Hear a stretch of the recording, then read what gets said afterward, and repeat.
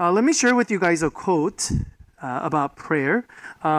If you guys remember, we are on a series about prayer. Let me read you a little quote. We are too busy to pray. Can you guys resonate with that? Yeah? Too busy to pray. And so we are too busy to have power. We have great deal of activity, but we accomplish little. Many services, but few conversions. Much machinery, but few results. So the idea is that we do a lot of things. We're trying to be productive. We're trying to be efficient. And he's talking about church, but not necessarily just with church, but even our personal lives. We're always trying to do more and more and more and be effective and grow as a people. And yet we see very little progress. Or the progress seems to take very, very long time. And for him, he says the reason why is because Christians don't pray enough. We're too busy. We're doing too many things and we're not praying enough. We don't have power. That's what we've been talking about this whole series. Okay, most Americans, I would say, most Americans pray. Okay, whether they believe in God or not, I would say most Americans, whether because of different circumstances, they pray to some kind of deity, whatever view that they may have of God. But we talked about how that doesn't mean, just because you pray, that doesn't mean that you're praying correctly. There's a right way to pray and a wrong way to pray. Prayer is one of those things, if you think about it, it's very, very simple. It's so simple that even little kids can pray. We teach little kids even from a young age to pray, and yet we could pray in a way where it's not very effective. And in the past couple of weeks, we've been talking about the wrong way to pray and the right way to pray. And so Jesus actually teaches us to pray in a way where we can have power, where we could have transformation in our lives. And so this is our verse that we've been going over, and we've been just going over very, very slowly, line by line. Okay? And so this is what Jesus says. This then is how you should pray. Because he talked about, before these verses, of how you shouldn't pray. And now he's saying, don't pray like this, but instead you should pray like this. Okay, first line, we went over this, our Father in heaven. Second line, hallowed be your name. And now today we're going to go over the third line, which is, your kingdom come, your will be done on earth as it is in heaven. Okay, and so today we're going to unpack, what does that mean? How do we pray, your kingdom come, your will be done on earth as it is in heaven? What does that even look like? One of the things that I enjoy the most, I would say, as a pastor, is counseling. Okay, pastoral counseling, one-on-one, having one-on-one talks. Do you guys know, okay, I want to ask you a question. What do you think, what kind of questions or counseling do you think I do the most? Any guesses? What kind of counseling? Marriage. Okay, what else? Keep going. What do you think people come and they ask a pastor about the most? Okay, marriage. Any other answers? How to be more connected with God. That's probably one of the least ones, I would say, actually. Yeah. One of the lower ones. Yeah. But they probably phrase it differently than that. Yeah. Anything else? Any other ones you guys can think of? No quiet crowd today? How about the three in the back over there? What do you guys think? What do you think people ask pastors for? Okay? It has to do with this. Okay? It's, how do I know what God's will for me in my life? Okay? So young people, it's usually, if they're in high school or college, it's, what does God want me to do career-wise? Okay? And then they get a little bit older, in their mid-20s or late 30s or about to get married, they're like, how do I know what's God's will for who my husband or wife should be? Okay? And then, you get older and older. It's different things. There's major decisions that we have to make in life. And we go, what is God's will for my life? What's God's purpose for me in my life? Now, there's actually, if you think about it, there's a positive thing with that question and a very negative thing with that question. The positive thing is, I think the people coming and asking those questions, their heart's in a good place in the sense that they want guidance from God. They're like, hey, I want to do what God wants me to do. So therefore, I want to know, how do I actually know what God's will is for me, for my life? Okay, so I think that's a positive thing. But the negative thing is, if you actually think of that question, okay, I want you guys to break this down. It's, what is God's will for my life? Okay? So if you actually break it down, it's basically, I'm living my life here. Okay? What does God want me to do in my life? Okay? Let's break it down a little bit more. What people are really asking is, God, I have two decisions that I've already made. Or I have two options that I've already eliminated all of the other things. Okay? Like for example, if it's career, it's like, I want to be a doctor. And they go, Pastor, what do you think? What kind of doctor do you think God wants me to be? Okay? Or I want to be a lawyer. So, or I want to be a doctor or a lawyer. What does God want me to do? Or with relationship, they go, there's two guys, or there's two girls. Okay? Oh, one girl's like this, one other girl. Oh, both are. Oh, but which one? Okay? So what they're really asking for is, God, I have a hard time making a decision. I have a couple of options, and I have a hard time making a decision. I don't want to make the wrong decision. Help me make the right decision. So even though they phrase it like, God, what is your will for my life? They're not really asking for God's will, really. What they're asking for is, I got a couple of options already. Help me just not make the wrong decision. Does that make sense? So, for example, let's say I go to Abel. Abel, I want to eat whatever you want to eat, but you have to decide between McDonald's and Chick-fil-A. Do you guys know what I'm saying? Okay, I'm saying on the outside, I'm saying, Abel, let's do whatever you will. And yet, I give these two choices only. These two options only. Does that make sense? This is what a lot of times we do with God. We go, God, what's the will for my life? The question actually should end, God, what is your will? But instead, we don't think that. We go, what is your will for my life? I've already decided my career path, and I'm not going to do some of these things, and I'm going to only do these things, but in between, you just decide for me. Instead of saying, what is your will? Like literally, what is your will? What do you want me to do? And that's not how we normally approach it.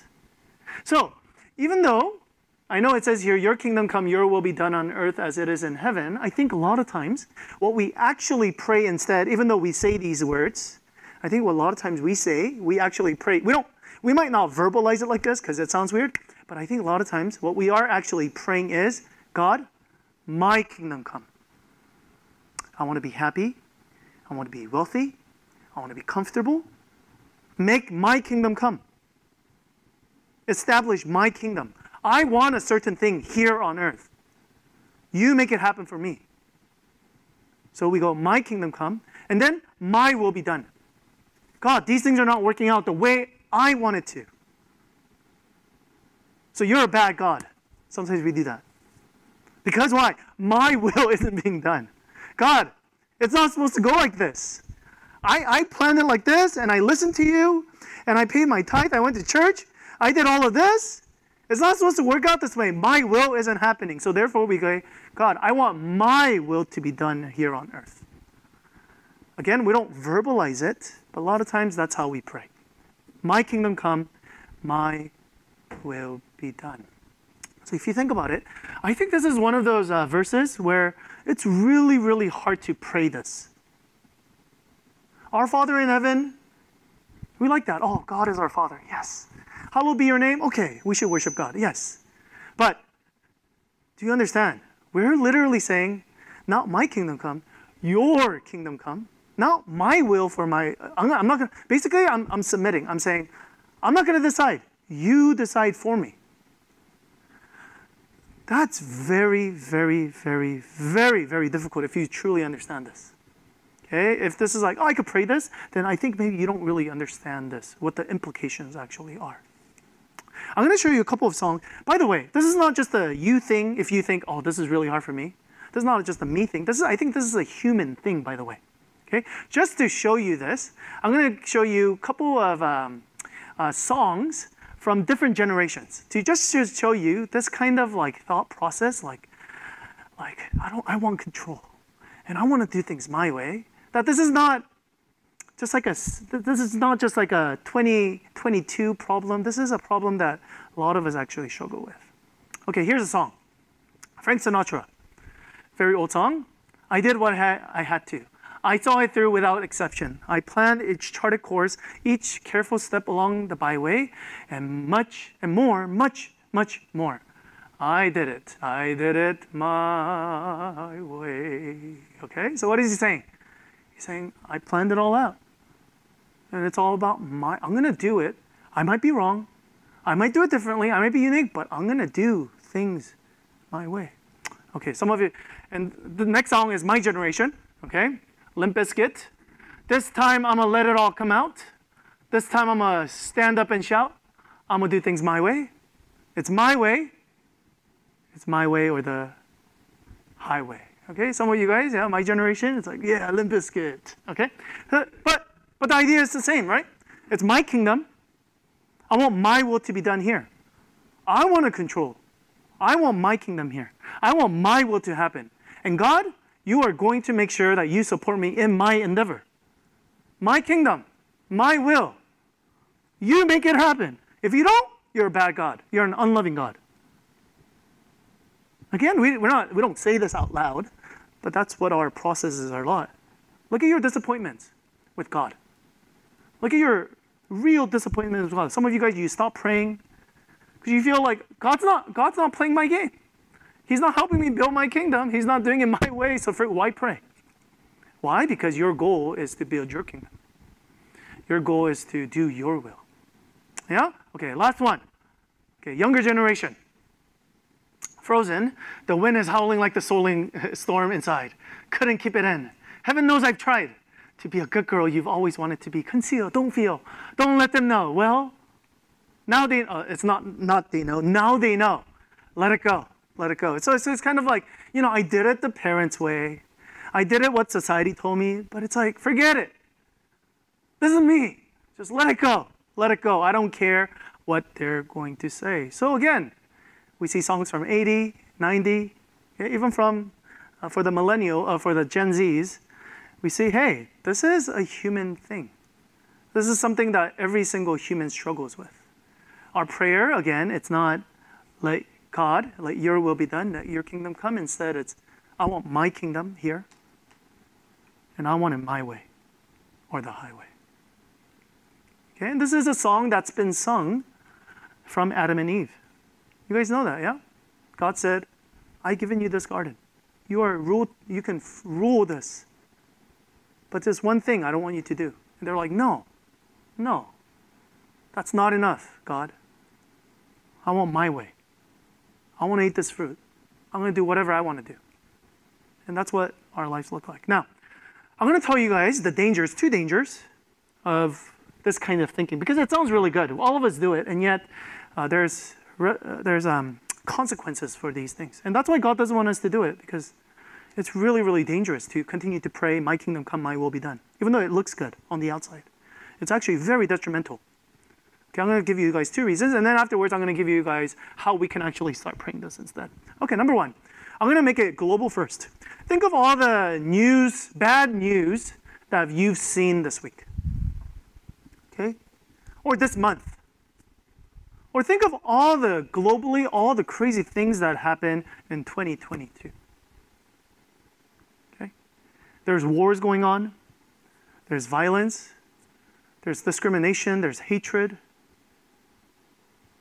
There's a lot of bad things going on in this world. Okay? If you think about it, majority of the bad things that's happening in this world is because we have collected individuals of people who are saying, my kingdom come. Okay, I want you guys to really think about this. Okay, we have a collective, I'm not saying everybody's saying this, but we have a majority of people who are saying, I want things my way. I want things the way I deem best. And I want my kingdom to increase. But what happens?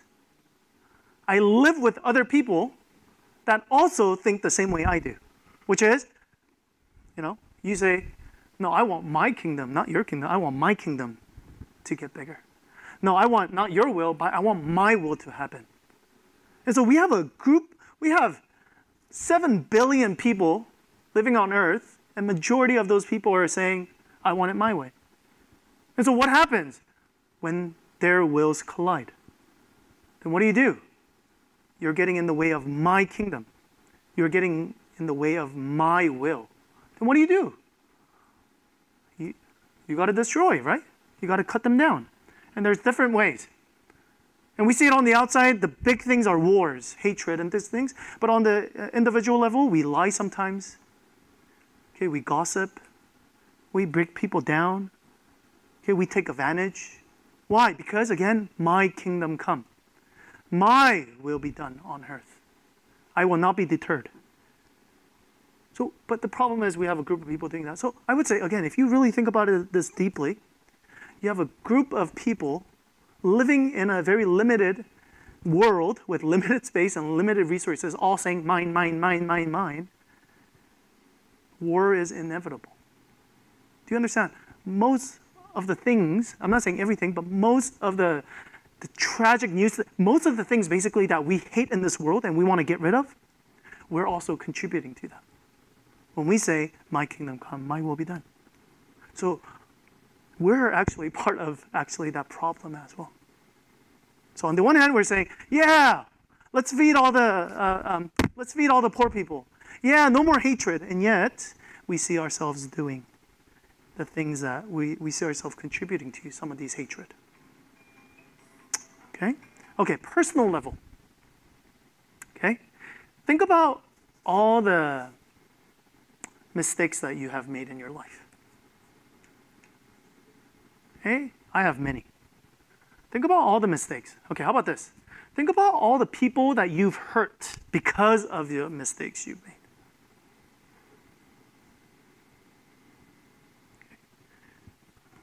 There's so much, right? If you think about it, I'm not saying all of it, but most of the mistakes that we've made, most of the people that we've hurt, whose choices were they? Whose choices were they? Were they my mama, my dad? My mom raised me this way, and my dad, or my husband made me do that, or no, what is it? These are all my choices. It's all because I made those choices. I said, I want my kingdom to come. I want my will to be done. Do you understand that? Do you understand? The biggest enemy in your life is you. The person who hurt you the most is you. The person that you've hurt the most in your relationship is you. Do you understand that? So why are we so big on our kingdom and our will be done when we made so many mistakes in our lives? We hurt so many people. And I think this is why God says, He's not trying to say, my kingdom is the best, so you stop praying for your kingdoms. But instead, do you realize what happens when you start praying, my kingdom come, my will be done? Not only are you contributing to the evil in this world, you are also hurting yourself and you are hurting other people. And that's why I think He's saying, it's really not good for you to continue to pray, my kingdom come, my will be done, my will be done. It's the worst thing you can do for this world and for yourself and for your family or for your relationships. Consider that. So instead, He tells us we need to pray. Can you go to the next slide for me? Okay. We need to pray, your kingdom come, your will be done on earth as it is in heaven. Okay, this is, again, very difficult, but I'm going to go over it really quickly. Actually, if you understand the first two lines that we went over, our Father in heaven, and hallowed be your name, correctly, if you are praying these things correctly, your kingdom come, your will be done on earth as it is in heaven, actually becomes much, much easier. Okay? I'll give you an example. There's two reasons why we have a hard time praying this. Your kingdom come, your will be done on earth as it is heaven. The first thing is because, number one, we don't trust God. We don't trust God's character. Okay? We don't think that God has the best in mind for us. Okay? So some of us, we look in the Bible and we go, God says, do certain things, do something else. Or when you're praying, God says, do this or do that. And we're like, no. Why? Because we think the things that we're doing now is actually better for us than what God is telling us. Does that make sense? Whatever we think we're doing right now we think is better for us. And we don't trust that God knows what is better for us. Maybe we think he doesn't love us. Maybe some of us, we go, but I'm having so much fun doing this. This is so great in this relationship. Why is God telling me not to do certain things? So he's not out for me. He's out for himself. He's out for control. And that's exactly what, if you look at Genesis 3, Adam and Eve, with the serpent, he said the same thing. Serpent, the first thing he accuses is God's character. It's, hey, do you understand? The reason why God's not telling you to eat this thing, it's because he knows that if you eat this thing, you're going to become like him. So he's hiding stuff from you, dude. You could do all these experiences. You could have fun. You could you could build your kingdom. That would be awesome. But God is there being a party pooper. And he's saying, don't do this, don't do that. And he doesn't love you, dude. He's trying to oppress you. And that's what a lot of us think. And that's why we're not willing to pray, your will be done, your kingdom. That's why some of us, we have a hard time letting go of control. Because we think, if I give it to God, what if he ruins my life? What if I don't have fun anymore? Okay, again, we don't trust his character. That's number one. Second thing is because we don't trust his ability. We don't trust his ability. What I mean by that is, I talked about this a couple of weeks ago, but a lot of us, I think, including myself, I think most of us have a very small conception of God. Yeah?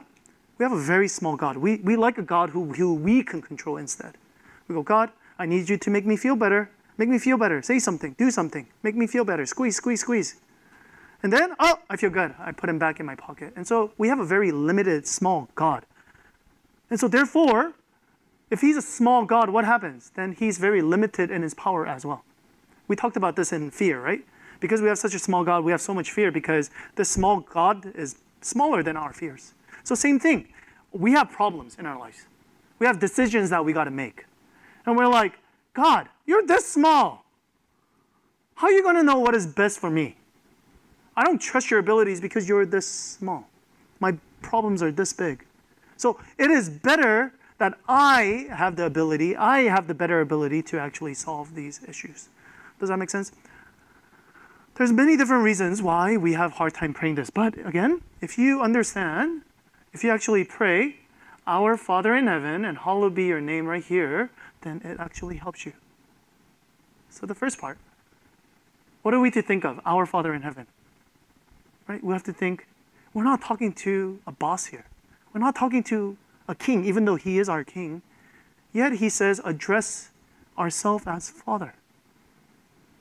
Okay, to understand that he's God, but not only is he God, but he is a Father who loves you. And we're to pray, not in a way, it's like business relationship. God, I did all this stuff for you. Now you got to do this stuff for me. Instead, it's, God, you're a Father. You gave me all of these things that I have. You have the best intention for me. You love me. So we have to remember that, right? That's the first thing. Second thing right here, hallowed be your name. Hallowed be your name. What does hallowed be your name mean? It's to realize that God is super duper big, much, much bigger than us. And to realize, wow, he's a really, really big God. He's not a tiny God that I can just make up and I could just put in my pocket whenever I want to. But he's a God that when I come in front of him, that I will not even be able to stand in front of. So if you put these things together, it really helps. I'll give you an example of this. Sometimes I go to like a top of the mountain, obviously not in Texas because everything's flat, but I go on top of the mountain or I go to the ocean and I look at what I can see. And it's vast, right? It's like vast horizon nature in front of me. And I think if God is just what I see, what if God is just this big right here? Obviously, God is much bigger than that. He created the world. He's much bigger than that. But what if just the view that I see, what if God is just this big right here? Would I trust him more? Would I trust him more? Absolutely. Why? Because he can see things that I cannot see. He has powers that I don't have. Do you understand? So if you have a small God, then you will never trust him.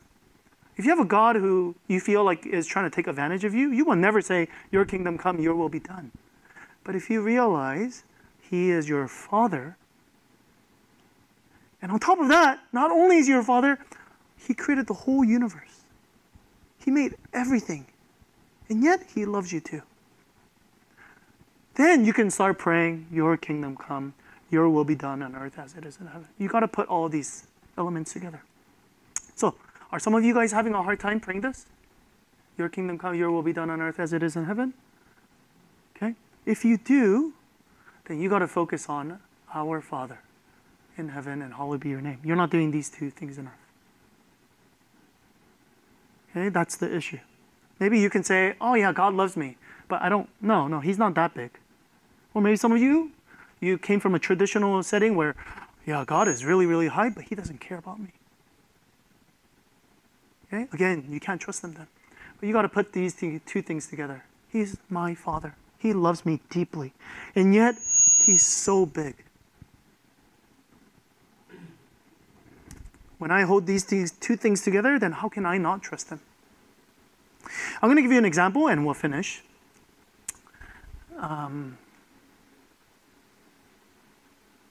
Any of you guys all watched this movie? Okay.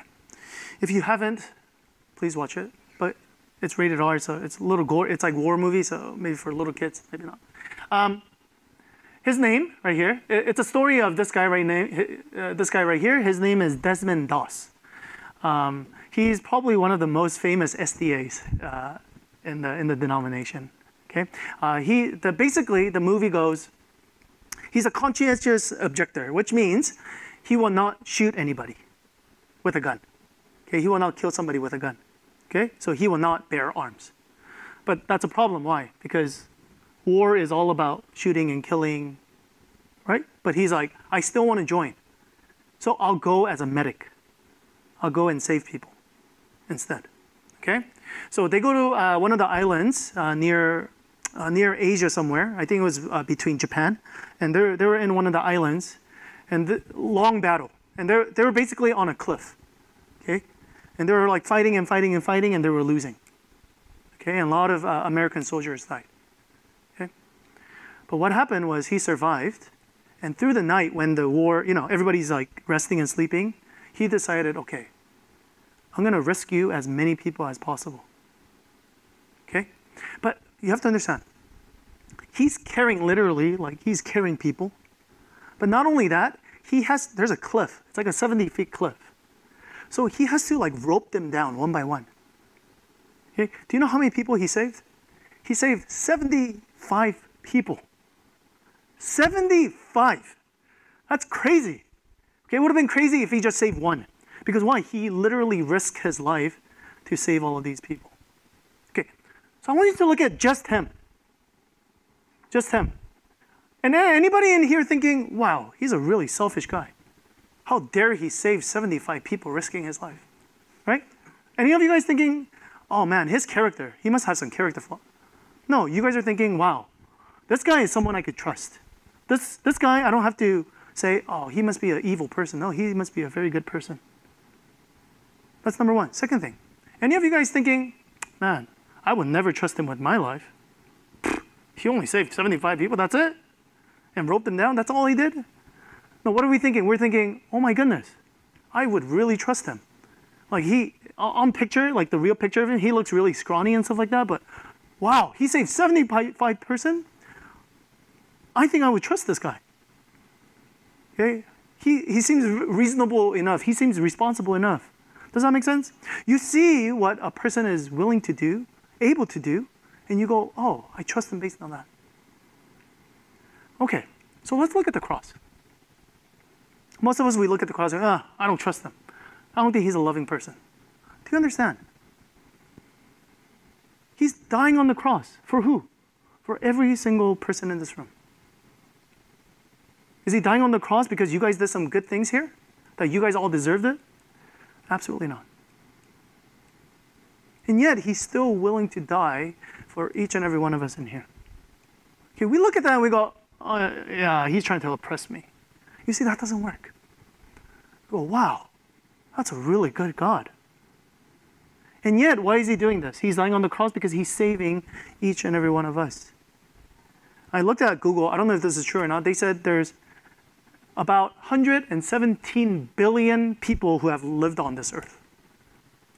Okay, so let's say 100 billion. He's dying on the cross for 100 billion people. He has the ability to save 100 billion people, just one life. And we go, God, I don't know if you know what you're doing. I know you control the universe and the solar, you made the world and solar system and stuff, but I don't know if you're going to pick the right boyfriend for me.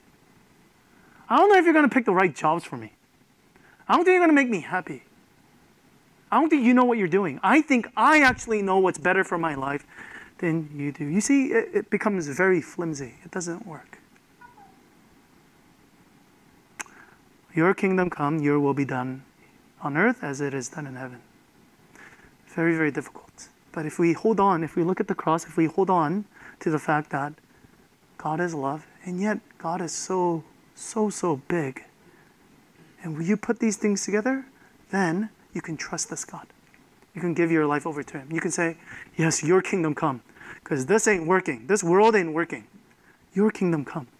Okay, my life is a mess because I've made a lot of mistakes in my life. Okay, God, you know what's better. Let me give my life over to you. Let me try to follow you. And I might not get everything I want, but at the end of my life, I know that you know what's better. So let us all pray. This week, why don't you guys try it? Your kingdom come, your will be done on earth as it is done in heaven. Let's go into time of reflection.